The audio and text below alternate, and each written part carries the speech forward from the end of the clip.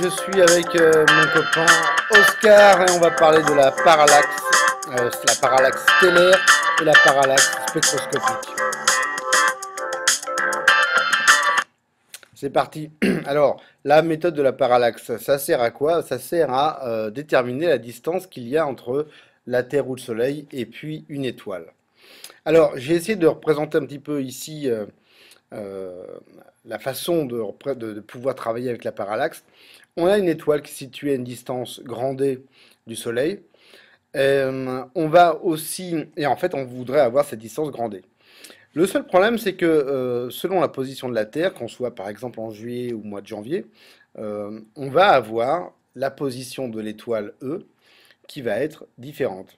Alors, une façon, un moyen que les gens ont eu pour essayer de déterminer cette distance, c'est tout d'abord considérer un ensemble d'étoiles qui sont très très loin, des étoiles très lointaines, de manière à ce que, quelle que soit la période de l'année, juillet, août, janvier, décembre, elles nous paraissent en tout cas immobiles.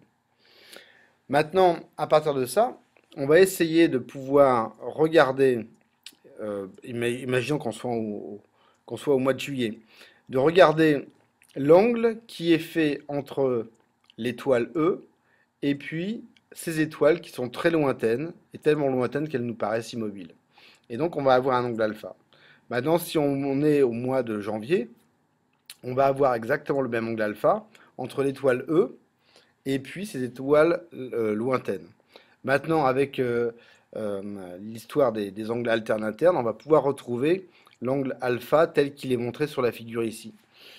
Et à ce moment-là, on va se retrouver dans un cas de figure assez simple à étudier.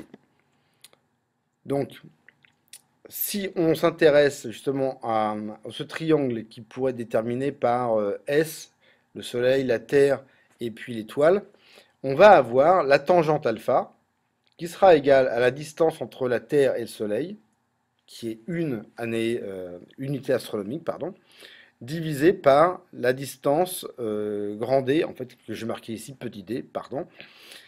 Et en fait, on va s'apercevoir que si alpha est très petit, on va avoir alpha qui va être égal à peu près à une unité astronomique divisée par la distance d. Alors, ce qu'on va appeler la parallaxe P, en fait, c'est cet angle alpha qui sera 1 divisé par la distance, et on va prendre cette distance en parsec. Et on va se retrouver avec une distance en parsec est égale à 1 sur alpha, avec l'angle alpha exprimé en arc de seconde, ou en seconde d'arc, et c'est à peu près pareil. Maintenant, seul problème, c'est que cette méthode n'est valable que pour des distances qui vont à peu près jusqu'à 100 parsecs, c'est-à-dire à peu près 300 années-lumière. Et c'est assez simple de comprendre pourquoi. Si l'étoile est tellement loin, la mesure de l'angle alpha va être difficile à réaliser, et donc on va avoir un problème pour pouvoir estimer la distance d.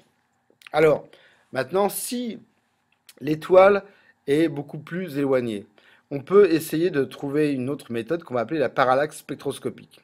Alors, elle va nous permettre de pouvoir, cette méthode va nous permettre de pouvoir déterminer la distance en connaissant la luminosité L et sa brillance apparente petit b. En effet, on a petit b qui est égal à la luminosité de l'étoile divisé par 4pi fois d au carré.